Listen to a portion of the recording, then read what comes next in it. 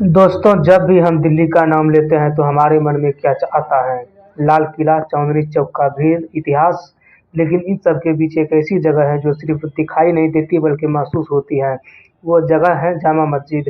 यह सिर्फ एक इमारत नहीं, यह सदियों की इबादत है, यह आस्था का समंदर है, यह दिल्ली की धड़कन है। साल था 17वीं सदी का मध्य। मुगल साम्राज्य अपनी शौन के चरम पर था।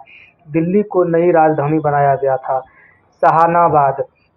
और उस समय हिंदुस्तान के बादशाह थे वही शाहजहां, जिन्होंने अपनी बेगम मुमताज़ की याद में ताजमहल बनवाया था, जिन्होंने शाही शक्ति का प्रतीक लाल किला बनवाया। लेकिन शाहजहां का सपना अधूरा था।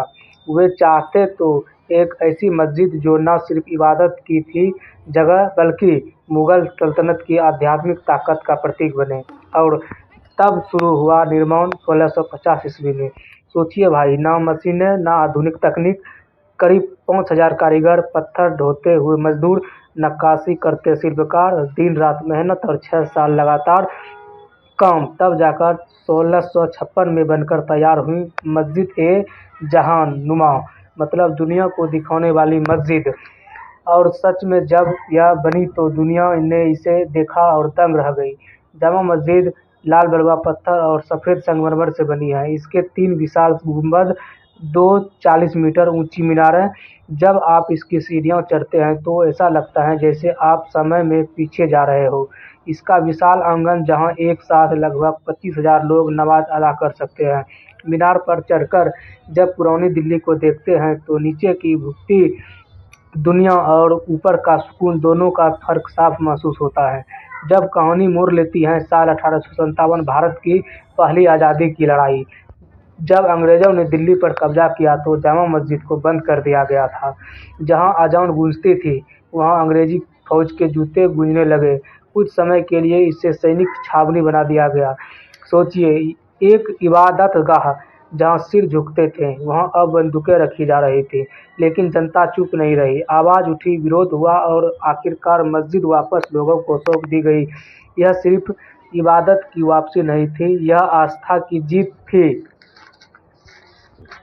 आ- आज़ादी की सुबह, जब 20वीं सदी देश आज़ादी का मना रहा था, आज़ादी की ओर बढ़ रहा था, तब जामा मस्जिद की सीढ़ियाँ कई बार सामाजिक और राजनीतिक भाषणों की गवाह बनी। यहाँ लोगों ने एकता की बात की, भाईचारे की बात की, आज़ाद भारत का सपना देखा। फिर आज की जामा मस्जिद, आज भी जब रमज़ान आता है तो यहाँ का नज़ारा जन्नत जैसा लगता है। इफ्तार की खुशबू, दुआओं की आवाज़, रोशनी में नहाई मीनारें। यह सिर्फ धार्मिक स्थल नहीं, यह सांस्कृतिक विरासत है। हर धर्म, हर देश के लोग यहाँ आते हैं इतिहास को महसूस करने। जब आप जामा मस्जिद की सीढ़ियों पर बैठते हैं तो लगता है जैसे सीढ़ियाँ आपके सामने बैठी हैं।